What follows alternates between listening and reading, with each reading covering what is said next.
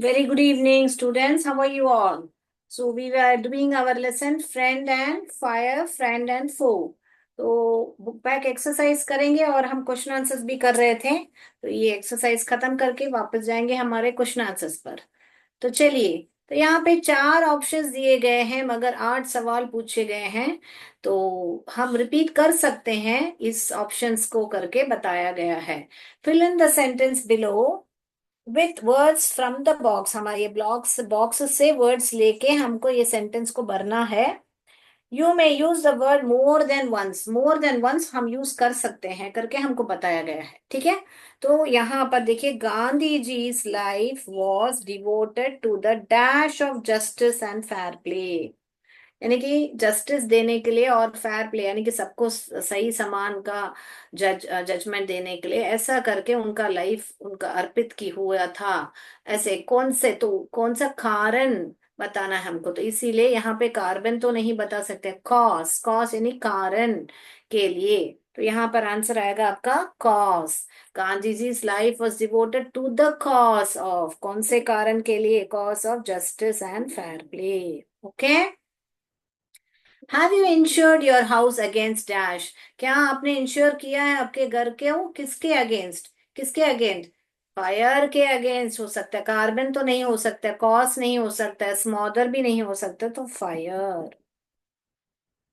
All right. Diamond is nothing but dash in its pure form. What is diamond? Diamond is nothing but a carbon in its pure form. तो carbon. All right.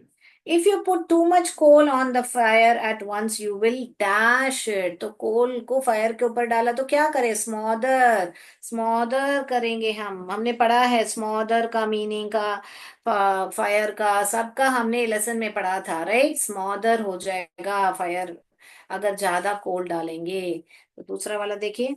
Smoking is said to be the main dash of heart disease. Smoking, heart disease किसके वजह से हो रहा है? Main कारण क्या है? स्मोकिंग के वजह से ही हो रहा है। तो कारण, कारण अगेन यहाँ पर भी कारण माने कॉज।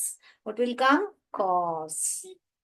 All right. तो लिख लीजिए, आपको सिर्फ आंसर लिखना है, क्वेश्चन लिखने की जरूरत नहीं है क्योंकि वो बुक में ही है आपका। तो आंसर अभी तक आपने लिखा होगा, मैं उम्मीद करती हूँ। Then I will go to the what to say fifth, sixth one now. Okay, sixth question I will write it, and then we will know we'll go proceed to the question answers. तो last class में हमने 4 question answers किया था। तो ये fill in the blanks लिखूंगी तो बहुत समय हो जाएगा, इसलिए मैं पहले ही लिख के रखा था क्वेश्चंस, ताकि आंसर सिर्फ हम देखें। तो now we are going to do the sixth one. We have done 5, sixth one. When asked by an ambitious writer whether he should put some dash, he should put some dash into his stories. Okay. O paragraph दिया है, Somerset Mugen stories, Somerset मौघम, murmured यानी murmured यानी कि क्या? अपने आप मुंह मुंह मुंह थोड़ा बहुत हिलेगा और अपने आप बोलते हैं ना, वैसा। ऐसे बाहर से मुंह आवाज नहीं आता, अपने आप बोलते हैं। No, the other way round.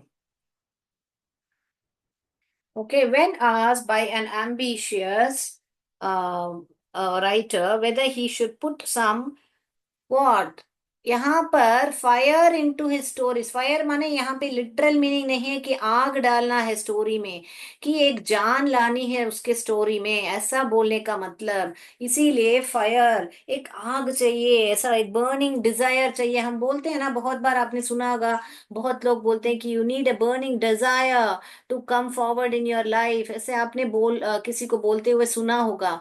तो बर्निंग डिजायर क्या है? हमको थोड़ी जलना है, हम क्या, हमारे अंदर एक ऊपर आने की एक डिजायर होनी चाहिए, एक आग होनी चाहिए, ऐसा बोलते हैं ना, वो वाला आग होता है। यहाँ पे लिटरल मीनिंग आग नहीं है। Okay. So when asked by the ambitious writer whether he should put some fire into his stories,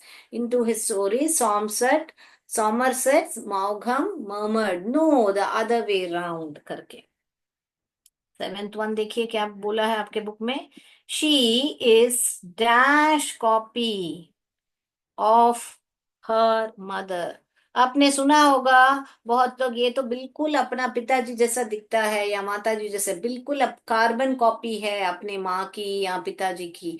तो यहाँ पर कॉपी किसकी है? कार्बन कॉपी की। क्या बेटा, आप जो भी अगर लिखते हो, आपने देखा होगा पेपर के नीचे कार्बन रखते, तो जो भी आप लिखते हो वो नीचे आ जाता है, छप जाता है ना। तो उसीलिए कार्बन कॉपी ऐसा बोलते हैं। जब भी कोई सामान दिखता है, उसी के समान दिखता है, तो हम कार्बन कॉपी बोलते हैं। क्या बोलते हैं? Carbon copy. रेड में लिखती हूँ आंसर को, कार्बन कॉपी। तो यहाँ पे ये लिटरल मीनिंग कार्बन वाला वो नहीं है, यहाँ पर कार्बन कॉपी जैसा दिखता है करके एक फ्रेज है। ऑल राइट, अभी एट वन हम बता रहे हैं। इट इज ऑफन, ऑफ्टन भी बोल सकते हैं, ऑफन भी पढ़ सकते हैं, सिर्फ अमेरिकन और ब्रिटिश इंग्लिश का फर्क है। It is often difficult to dash a yawn, of the difficult a yawn when you listen to a long speech on the value of time। तो क्या बोल रहे हैं कि बहुत है ना, हम किसी एनुअल डे फंक्शन पे बैठे हैं या किसी को, आपके स्कूल में अभी मैं पढ़ा रही हूँ, आपको नींद आती होगी कभी कभी, मैं पढ़ा रही हूँ तो आपको बोर लगता होगा, मैं जो पढ़ा रही हूँ समझो आपको। तो आप ऐसा यॉन करना, यॉन यानी कि क्या, उबासी लेना। आपको नींद आने जैसे होते तो आप यॉन करते हो, उसी को बोलते हैं यॉन। ओके। ओके, तो यॉन है ना, जब नींद आती है तो हम आ करके मुंह को ऐसे रख के अपने मुंह पे हाथ अपने मुंह पर रखते हैं ना, तो उसी को ही बोलते हैं यॉन। तो यॉन को रोकना, उसको दबा देना, तो यहाँ पर ही आएगा आपका वर्ड स्मॉदर। कि हम है ना, it is very often difficult to smother a yawn. हमारे यॉन को रोकना बहुत ही बहुत मुश्किल है, difficult, when you listen to a long speech on the value of time. Okay, clear. आठ फिल इन द ब्लैंक्स आपका हो गया। तो दो दो फिल इन द ब्लैंक्स में सेम ऑप्शन यूज किया हुआ है, आपने नोटिस किया होगा। तो एक फिल इन द ब्लैंक्स में लिटरल मीनिंग कार्बन का मीनिंग है, दूसरा में देखा तो कार्बन कॉपी जैसा एक यूज किया है। तो फिगरेटिव स्पीच होता है और लिटरल मीनिंग भी होता है। लिटरल यानी कि डिक्शनरी में जो अर्थ है वो ही होता है, और फिगरेटिव माने उसको कंपैरिजन किया जाता है, ऐसा दूसरा किसी वस्तु से या इंसान से। All right, can we go to the question answer now? Yes, where did we leave now? Can I rub the board? Can I rub the board? Yes. So let's proceed now. We were in the sixth question answer, correct? Now I will give you the sixth question answer. Right. तो इस lesson में बहुत ऐसे activity दिए गए हैं आपको, जो कि ऐसे ऑप्शंस देके आपको सेंटेंस दिए गए हैं। मास्टर फॉलोइंग भी है इस लेसन में, तो बहुत एक्टिविटी है। तो हम सारा देखेंगे थोड़ा थोड़ा करके, फिर हम एक और नया ग्रामर टॉपिक भी करेंगे। तो आपका क्वेश्चन दिया गया है, why does a burning candle go out when you blow on it? तो बोलने का क्या सवाल है कि आप जब बर्निंग कैंडल है, आप और जब आप फूकते हो तब क्यों वो ऑफ हो जाती है, ऐसा करके बोलने का, पूछने का मतलब है। तो क्या बोलोगे आप? क्या होता है? तो जो हमारा जो फ्लेम, वो हॉट एयर है, उसको ठंडा करता है। हमने पढ़ा था ना, वो ही हमको लिखेंगे। अ burning candle goes out when we blow on on it because अभी आपका आंसर शुरू हो रहा है। बर्निंग कैंडल, गो को आप गोस करके लिखोगे, goes out when you blow on it, यहां तक लिख के यहां से आपका आंसर शुरू हो रहा है। बिकॉज ब्लो करने से क्या होता है बेटा, ब्लोइंग रिमूव्स, क्या रिमूव होता है, रिमूव्स द हॉट एयर, जो हॉट एयर है, अभी ये कैंडल है तो ये जो उसके सराउंडेड जो हॉट एयर है वो पहले हटा देता है, वो पहले कैंसिल कर देता है, हटा देता है, सो हटा देता है, removes the hot air around the flame, ये फ्लेम है उसके यहाँ से ये जो हॉट एयर है वो हटा दिया मैंने, ओके ऐसे मान लीजिए, अराउंड द फ्लेम। तो उससे क्या होता है, क्या कम हो जाता है, bringing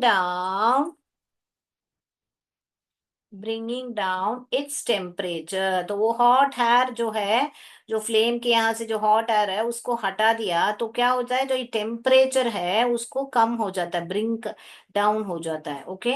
bringing down the temperature below the flash point, below the flash point और द किंडलिंग पॉइंट हमने पढ़ा था ना, तो वो ही हमको यहाँ लिखना है। ऑल राइट, अभी हम जाएंगे दूसरा सवाल पर, सेवेंथ क्वेश्चन आंसर पर। ये बोर्ड रब करके लिख दूं मैं, जो होता है, क्योंकि सेवेंथ क्वेश्चन आंसर थोड़ा बड़ा है, मैं बोर्ड रब करके ही पूरा सेवेंथ क्वेश्चन आंसर यहाँ से ही लिख देती हूँ।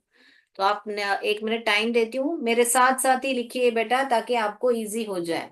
सो व्हाट डू वी से, why does a burning candle go out when. तो पहला पहला आपको क्या बोलना है, क्वेश्चन से यहाँ तक लिख के, यहाँ पे गो के बदले गोस लिखोगे, फिर यहाँ तक लिख के बिकॉज, रीजन बताओगे, बिकॉज पहला पॉइंट क्या है, ब्लो करना है, ब्लोइंग से क्या होता है, यहाँ पे ब्लो के बारे में पूछा है, तो ब्लोइंग क्या करता है, ब्लोइंग क्या करता है, रिमूव करता है, किसको रिमूव करता है, हॉट एयर को रिमूव करता है। कहाँ पे है वो हॉट एयर, फ्लेम के अराउंड है, फ्लेम के अराउंड है। तो उससे क्या होता है, ये ब्लो करने से क्या होता है, टेम्परेचर जो है हम डाउन, डाउन यानी कि कम कर देते हैं, किससे कम करते हैं टेम्परेचर, ये फ्लैश पॉइंट से कम करते हैं, ठीक है। तो 2-3 बार मैंने सेंटेंस में भी समझा दिया, ऐसे ड्राइंग से भी समझा दिया। All right, so let's go to the next. Now will go to the seventh question answer.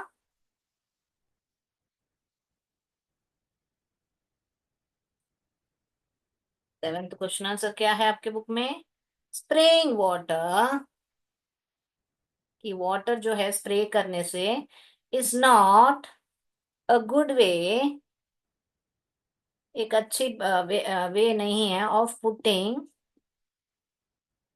Out and oil fire. हमने पढ़ा था बुक में कि ऑयल फायर को बुझाने के लिए, पुटिंग आउट माने क्या, बुझाने के लिए, ऑयल फायर और एन इलेक्ट्रिक, या तो एक इलेक्ट्रिक फायर को पानी से नहीं बुझाना चाहिए करके हमने पढ़ा था।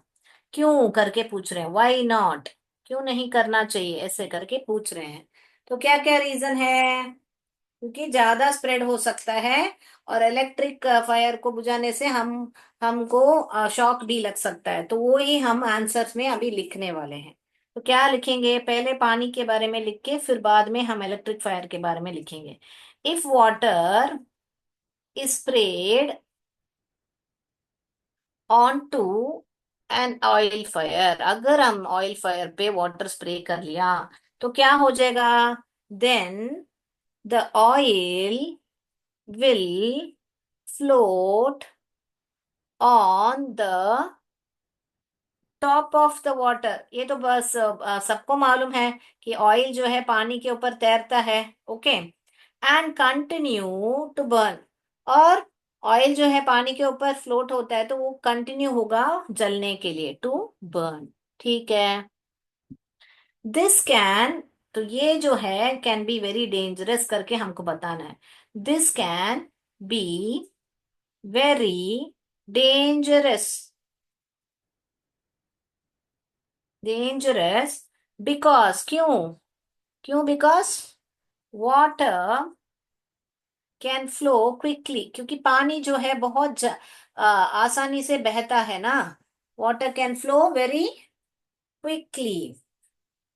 तो उससे क्या होता है, क्या तो फ्लो होगा तो साथ साथ तेल को भी तो ले जाएगा, ऐसे थोड़े तेल को यहाँ पे रुक के पानी सिर्फ बहेगा, ऐसा थोड़ी हो सकता है।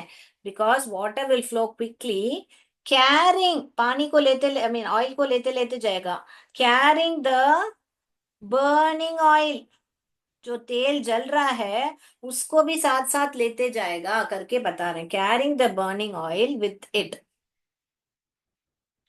एंड स्प्रेडिंग, और उससे क्या होगा, आग जो है स्प्रेड हो जाता है, एंड स्प्रेडिंग द फायर।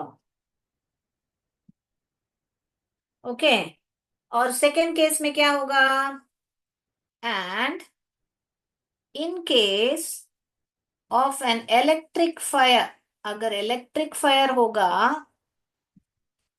तब क्या होगा, द पर्सन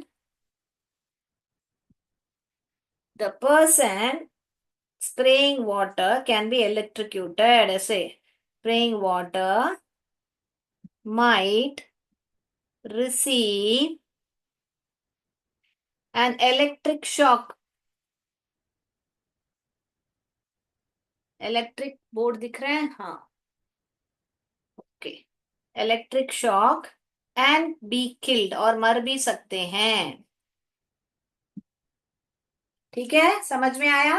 तो पहला आंसर क्या हम दे बता रहे हैं कि एक, इफ वाटर, अगर पानी जो है हमने स्प्रे किया एक on to an oil, oil अगर ऑयल के वजह से लगी हुई फायर पर अगर हमने पानी स्प्रे किया, तो जो द ऑयल जो है, then the oil will float on the top of the water and continue to burn, और वो जो ऑयल जो है वो बर्न करता ही रहेगा। ये जो है बहुत ही डेंजरस है, क्यों, क्योंकि जो वाटर है बहुत ही फास्ट, ये मेन आपको ये आंसर जो है, वाटर जो है क्विकली फ्लो होता है, तो फ्लो हो बहते बहते क्या करेगा, वो ऑयल को भी साथ में ले जाएगा, carrying the burning oil with it, with it माने अपने साथ, विथ इट ना अपने साथ लेते जाएगा। उससे क्या होता है कि आग जो है हर जगह पर फैल जाएगी, स्प्रेड हो जाएगी, यानी कि फैल जाएगी। और दूसरी ओर हमारा इलेक्ट्रिक फायर में क्या होता है, जो पर्सन है जो स्प्रे कर रहा है पानी, उसको रिसीव हो सकता है, क्या रिसीव हो सकता है, कोई पुरस्कार नहीं मिलने वाला है यहाँ पर, क्या रिसीव हो सकता है, यहाँ पर इलेक्ट्रिक शॉक रिसीव होगा और मर भी सकते हैं, एंड कैन बी किल्ड। समझ में आया। All right, so main thing is what you will say is the flowing water will carry the burning oil and the fire will spread. Okay, and here the person who's spraying the water will receive an electric shock and will be killed. That is the base answer in it. All right, shall we conclude the answer? Yes, therefore spraying of water is not a good idea करके आप यहाँ से यहाँ question से आप लिखोगे। तो यहाँ पर मैं आंसर कंक्लूड कर रही हूँ, यहाँ पे रख करके आंसर खत्म करते हैं हम। therefore, इसीलिए, therefore यहाँ क्वेश्चन से आप लिखोगे, therefore spraying water is not a good way of putting out an oil fire or an electric fire। Question से ही लिखते हैं ये दो रीजन लिखोगे पानी के वजह से, क्या यहाँ से ये यहाँ से लेके यहाँ तक आप लिखोगे, क्या लिखोगे, देयरफॉर लिख के आप यहाँ से spraying water is not a good way of putting out an oil fire और एन इलेक्ट्रिक फायर, आप आंसर को कंक्लूड करोगे। Is it clear, can we go to the eight question? Yes, so 6 and 7 we have done, we are going to the eighth question, can I go to the eighth question? तो जो जो बच्चों थोड़ा लिखने में थोड़ा कमजोर हैं, वो वे सिर्फ है ना, आप दो अगर आपको शॉर्ट में लिखना है तो आप सिर्फ इतना लिखिए कि क्या है, कि वाटर कैन फ्लो क्विकली, आप इतना लिखो, water can flow quickly. Okay, and carrying, जो लास्ट लाइन है ना वो वाला लिखें, carrying the burning oil with it and spreading fire. ये जो है आप ऑयल के वजह से यहाँ पे spraying water is not a good way of putting out an oil fire because करके आप लिख के सी देखो मैं बताती हूँ देखिए यहां से यहां तक लिख के आप यहाँ पे लिख के फिर बिकॉज लिख के ऐसे कि water can flow quickly carrying the burning oil of wire and spreading the fire ऐसे लिखोगे आप। ओके क्या लिखोगे आप सिर्फ ये लिख के ये लिखना। सेकंड वापस आप लिखोगे spraying water in the good way and ये वाला लिखोगे spraying water is not a good way of putting out N electric fire इसके बदले आप इलेक्ट्रिक फायर लिख के फिर वो वाला आंसर लिखोगे the person can get a shock आप हमने लिखा था ना वही वाला आंसर लिखोगे। A person can receive an electric shock and die and can be killed ऐसा लिखोगे। तो इतना सिर्फ लिखना काफी होगा। जो जो थोड़ा पढ़ने में थोड़ा कमजोर है आपको लगता है कि इतना बड़ा आंसर आप नहीं लिख पाओगे तो आप इतना सिर्फ भी लिख सकते हो। सो फर्स्ट वाले का रीजन क्या है कि पानी बहुत तेज बहता है तो अपने साथ साथ वो ऑयल को भी ले जाएगा और आग को स्प्रेड कर देगा। दूसरा वाला क्या है इलेक्ट्रिक शॉक मिल सकता है इलेक्ट्रिक शॉक लिखना भूल गए इलेक्ट्रिक यहाँ पे शॉक लिखा है electric shock and be killed. Okay ये वाला लिखना है। ऑल राइट तो ये दो वो लिखोगे और फिर बाद में जो क्वेश्चन में लिखा है वो लिखोगे देयर फोर कि हमको पानी को स्प्रे नहीं करना चाहिए तो इजी हो जाएगा। ऑल राइट तो मैंने इजी वे में भी बता दिया है और फुल क्वेश्चन आंसर भी लिख के बता दिया है आपको। तो बोलने का मतलब क्या है पानी बहुत जल्दी बहता है तेज बहता है तो अपने साथ ऑयल को भी ले जाएगा तो उससे आग भी है ना स्प्रेड हो जाएगी। तो इसीलिए पानी को मत स्प्रे कीजिए। और इलेक्ट्रिक का तो सवाल ही नहीं है इलेक्ट्रिक का कुछ भी हुआ तो तुरंत आपको मेन ऑफ कर सकते तो मेन ऑफ करके आपको जो एक्सटिंग्विशर है उससे ही बुझाना चाहिए। तो चले हम एट्थ क्वेश्चन पर। Right so let's move on to the eighth question. What are some of the things you should do to prevent fire at home and in school घर में और स्कूल में आपको क्या करना चाहिए ताकि आप फायर को प्रिवेंट कर सको करके बता रहे हैं। तो क्या करना चाहिए आपको आंसर कैसे लिखेंगे हम following take a different pen following things should be kept in mind in order to prevent fire at home and school। कि है ना एक फॉलोइंग थिंग्स को हमको फॉलो करना चाहिए वो क्या क्या है करके हमको अभी हम लिखेंगे। नंबर वन क्या है fit smoke alarms smoke arm alarms and fire extinguisher सब जगह पे फायर एक्सटिंग्विशर लगा दो। जहां जहां जरूरत है फायर एक्सटिंग्विशर्स लगा दो।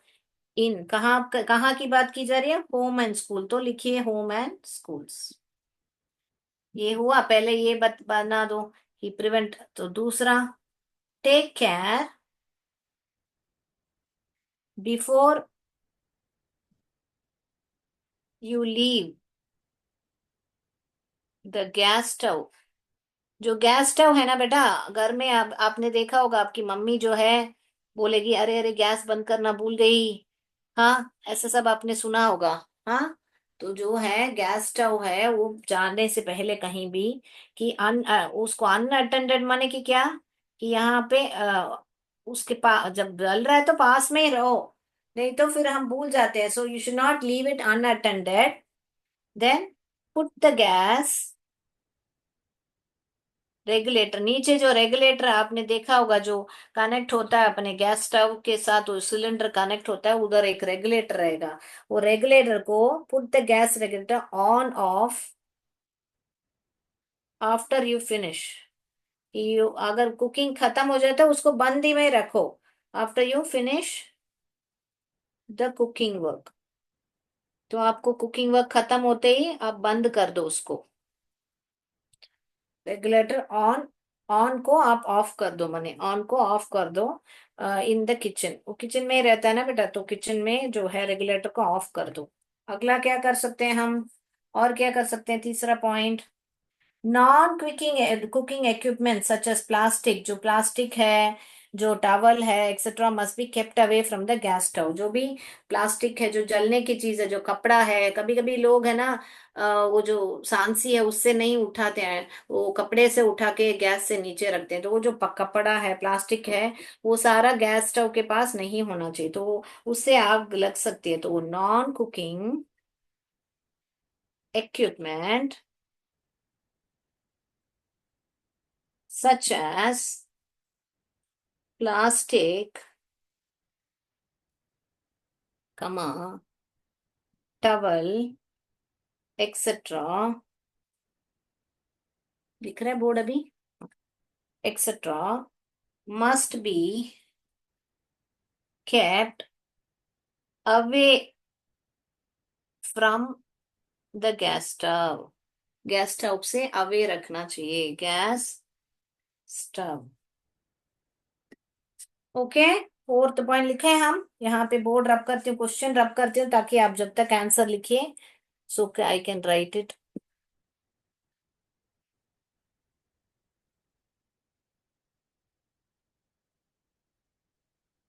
Can I write it now? Yes. Did you all write it? Are you writing along with me? Can I rub the whole board and write it? Fourth point दिख रहा है बोर्ड, हाँ fourth point, electrical appliances such as heaters should be kept। ये जो room heaters होते हैं, जहां जहां सर्दी होता है ना बेटा, वो वाला हीटर्स बता रहे हैं। रूम हीटर्स यहाँ पर लिखती हूँ, room heaters should be kept away from curtains, furnishing and flammable items. जो भी जलने की संभावना है वो वाले आइटम सब वहां पर नहीं रखना चाहिए, जो रूम हीटर्स हैं उनके पास में नहीं रखना चाहिए। तो कर्टन सब रह गए, अगर हवा लग गई तो कर्टन जलेगा, फिर बाद में ऐसे ही पूरा घर आग लग जाएगा, तो ऐसे सब चीजें हैं वहां पर नहीं रखना चाहिए। दूसरा वाला, mock fire drills can be conducted. आपने देखा होगा आजकल बहुत सारे शोज बताते हैं, जैसे कि अगर आग लग गई तो क्या क्या कर सकते हैं हम, सिलेंडर से आग लग गई या इलेक्ट्रिक से है, so ऐसे बहुत सारा mock fire drills should be conducted schools में और फ्लैट्स में, अगर अपार्टमेंट में आप रहते हो तो वहां पे कंडक्ट करते हैं, ताकि जानकारी मिले कि अगर हो गई दुर्घटना तो क्या करना चाहिए, as well as in schools and as well as in homes. तो उससे क्या होता है, एवरीवन, एवरीवन मस्ट बी, से क्या होगा तो, everyone must be acquainted with emergency। और अगर अगर संभावना हो गई, आपने दिया देखा होगा विमान में सब अगर हम जाते हैं तो इमरजेंसी एग्जिट सब रहता है, तो इमरजेंसी एग्जिस्ट भी आप थिएटर में जाते हो या फिर हाँ, विमान में प्लेन में जाओगे तो आपको इमरजेंसी एग्जिस्ट रहेगा। अगर आग लग गई या कुछ हो गया तो उसे उस इमरजेंसी एग्जिट से हम बाहर निकल सकते हैं in case of a fire. Okay, तो लास्ट 2 पॉइंट्स है, लिख के फिर हम, तो ये सारी चीजें जो है हमको मालूम होना चाहिए अगर एक फायर होती है, तो करके बता रहे हैं। So sixth one, insulated and grounded electrical cords must be used। जो आपने देखा होगा आयरन बॉक्स हो या, या आपकी मोबाइल के चार्जिंग वायर, वो सब है ना इंसुलेटेड होते हैं। एंड फिर ग्राउंडेड, यानी कि जमीन में वायर्स ऐसे ही ऊपर से नहीं होना चाहिए। जो grounded electrical cords must be used, must be used. दूसरा, everyone must know the emergency contact number. और इमरजेंसी कांटेक्ट नंबर भी जानना जरूरत है, क्योंकि कुछ हो गया तो क्या करना है ऐसा करके।